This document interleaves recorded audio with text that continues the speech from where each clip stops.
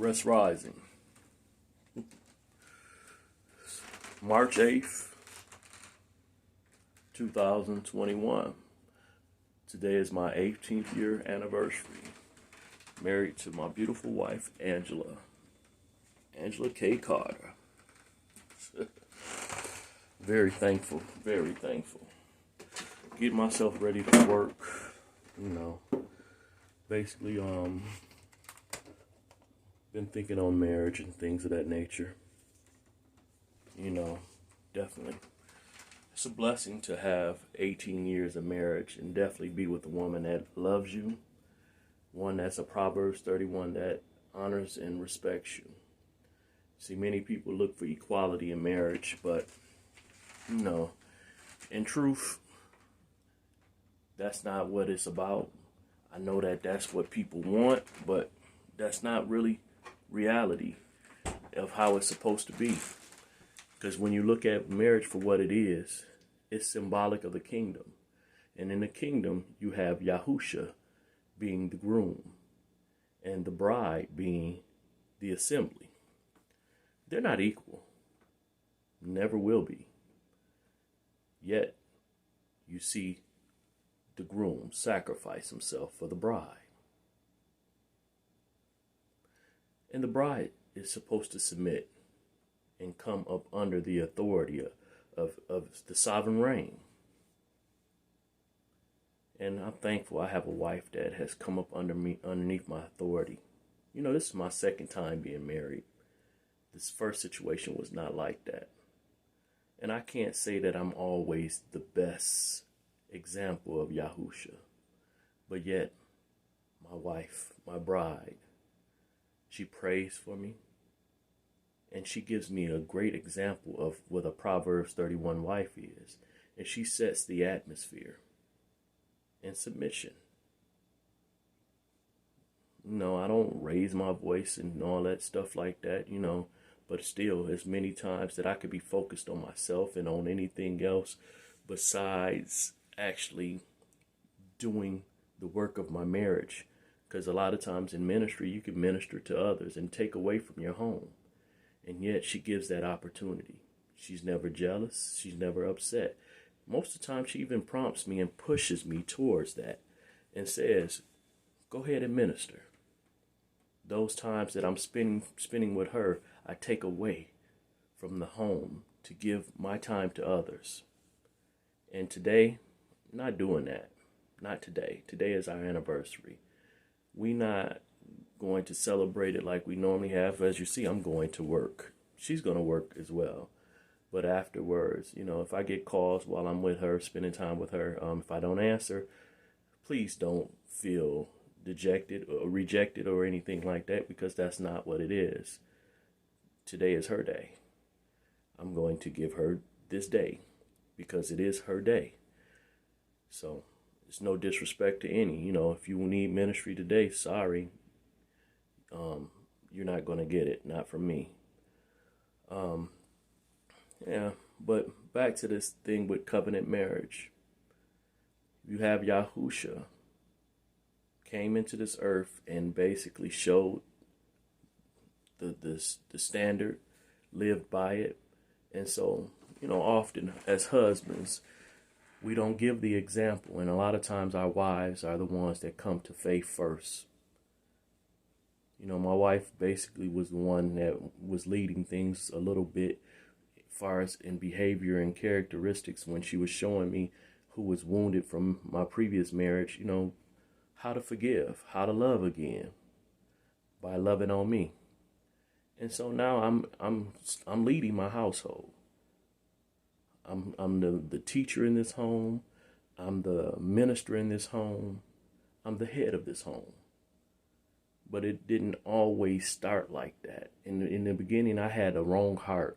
I came into this marriage telling her that she would have to become second to my oldest children. I was in error. But she set her heart to love me anyway. And see, that's the thing that I think needs to get out there more.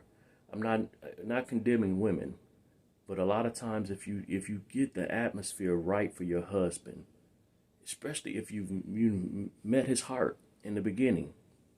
You've used your ruach to know his ruach.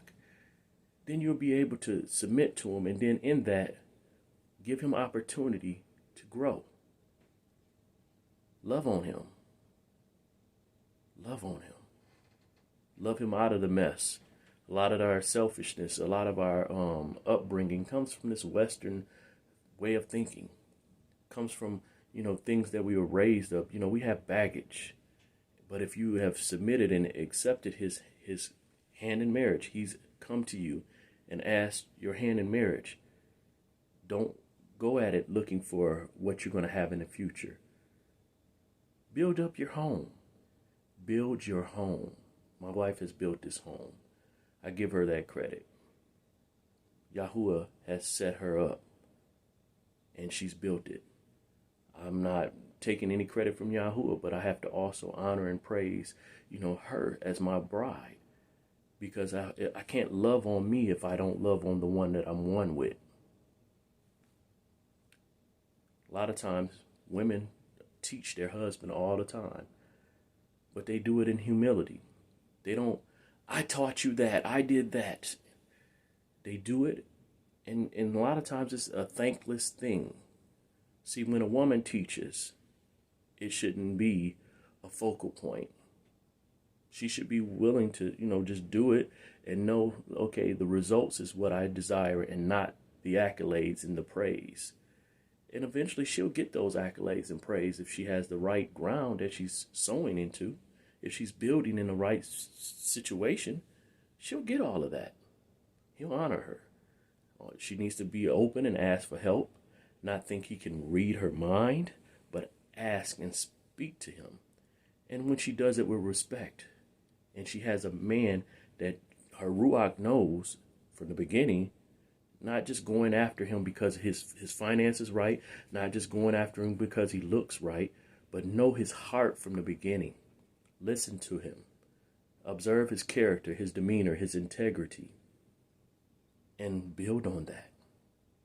So you can't marry somebody just for the outward things. The financial security is good, but if that's the only reason why you're marrying him, you're going to get all the other baggages involved. I know people don't like Kevin Samuels, but he tells a lot of straight truth. Sometimes you can have a man that has good character, and if you just love on him, he'll grow because he'll see the beauty that you have and he'll decide to. But you can't make him. You just have to set yourself and be the atmosphere for him. My wife has done that, and I honor her for that. She cooks, she makes good money, but she comes home, cooks me a meal,